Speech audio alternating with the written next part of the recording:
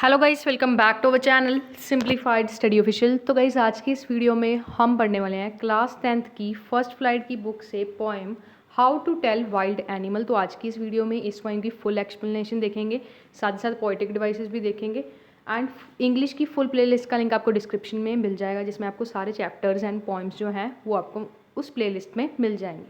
So without wasting our time let's start the video.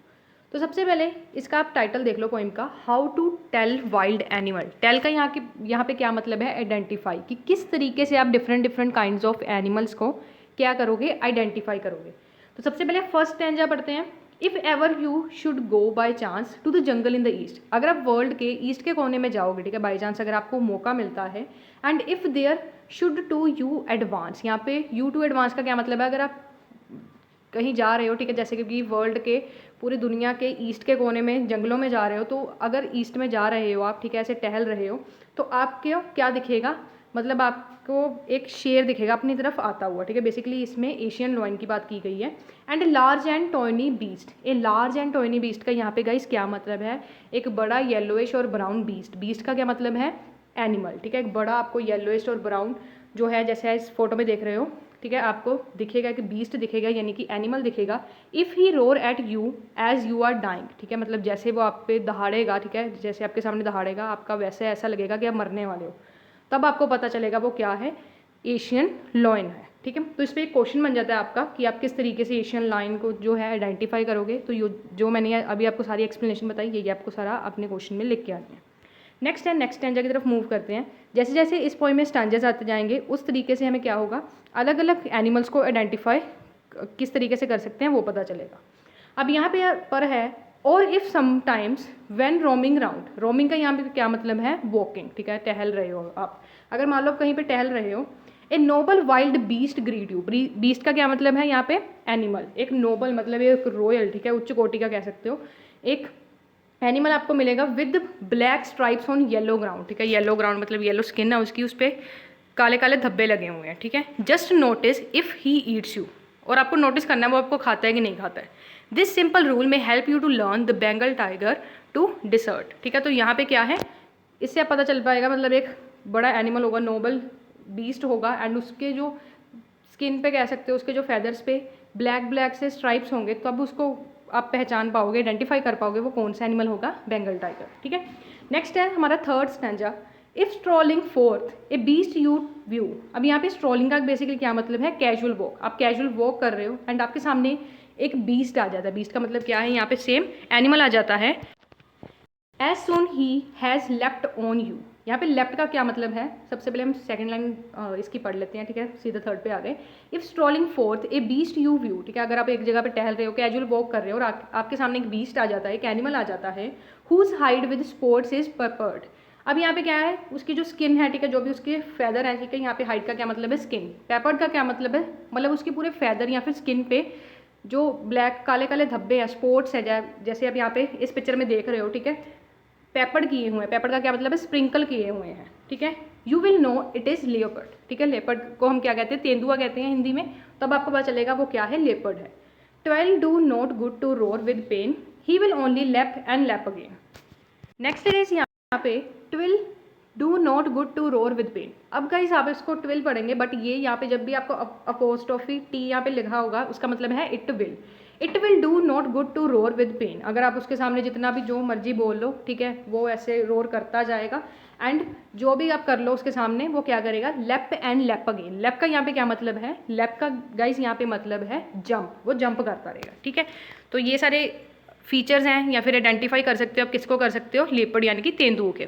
हम next stanza की तरफ बढ़ते हैं। तो जो नेक्स्ट स्टैंजा है, इसमें हमें किसके बारे में पता चलेगा, बियर के बारे में पता चलेगा।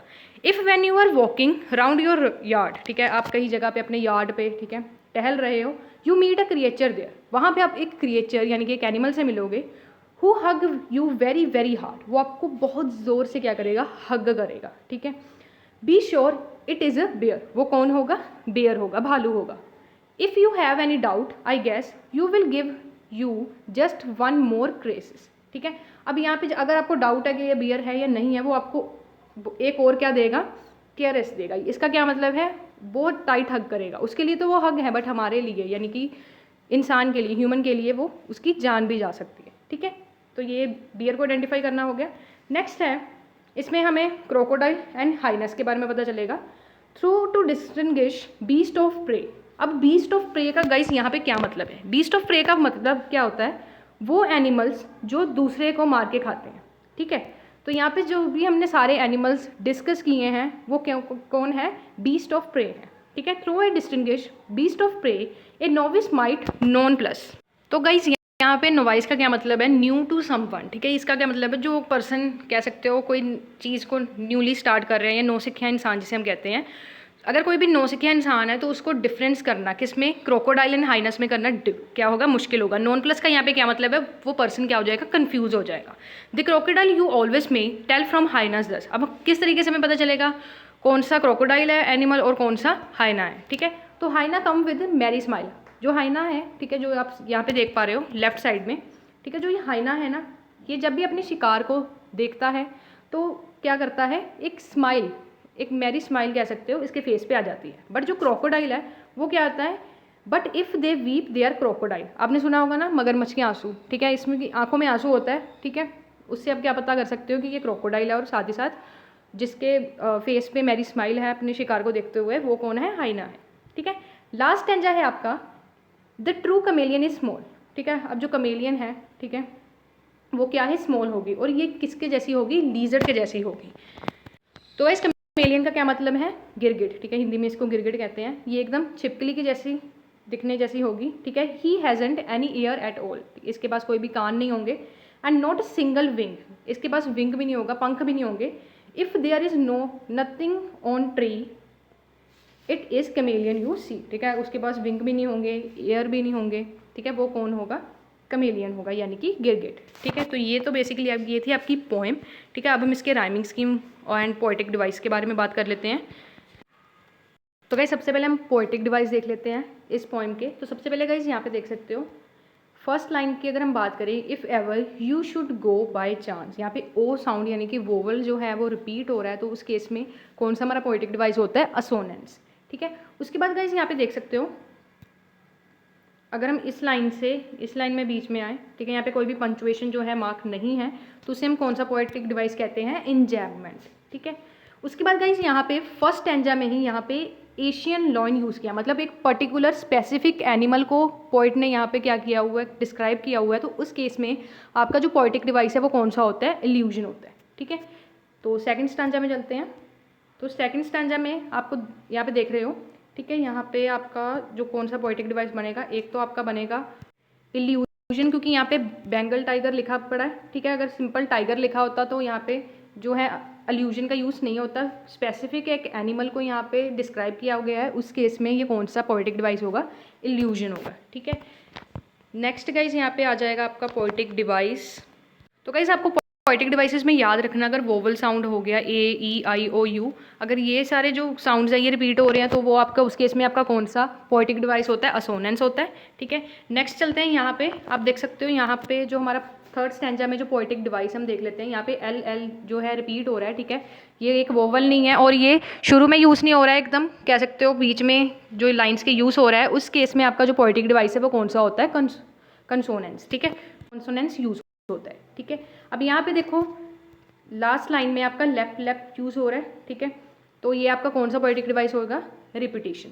ठीक है, नेक्स्ट स्टैंजा की तरफ बढ़ते हैं, और इस केस में भी देख सकते हो यहाँ पे आपका इंजैम्पमेंट भी यूज़ हो रहा है। अगर आप इस लाइन से इस लाइन में आ रहे हो, ठीक है, इस लाइन से इस लाइन में आ रहे हो, तो इस केस में कोई भी पंचुएशन मार्क नहीं है, तो ये भी आपका इंजैम्पमेंट हो जाता है। ठीक है, उसके बाद आप यहाँ पे देखो वेरी वेरी देख सकते हो, यहाँ पे ई साउंड रिपीट हो रहा है, इस केस में भी आपका असोनेंस यहाँ पे यूज़ हो रहा है। ठीक है, एंड उसके बाद आप यहाँ पे देख लो, यहाँ पे देखो जी साउंड रिपीट हो रहा है, सिंगल विंग। ठीक है, जी साउंड रिपीट हो रहा है, तो इस केस में भी आपका कौन सा पोएटिक डिवाइस होगा? कॉन्सोनेंस होगा। ठीक है, असोनेंस इसलिए नहीं होगा क्योंकि ये कह सकते हो वोवल ही यूज़ हो रहा है, क्योंकि असोनेंस में जो अगर आपका वोवल जो साउंड है बार बार रिपीट हो रहा है, उस केस में आपका असोनेंस होता है। एंड जिस केस अगर आपका वोवल नहीं, मतलब कोई और साउंड रिपीट हो रहा है, ठीक है, एंड कह सकते हो लाइन की शुरू में वो यूज़ नहीं हो रहा है, ठीक है, मिड में यूज़ हो रहा है, लास्ट में यूज़ हो रहा है, उस केस में आपका जो पोएटिक डिवाइस है वो कौन सा होता है? कंसोनेंस। ठीक है, तो गाइज़ ये थी आज की इस वीडियो।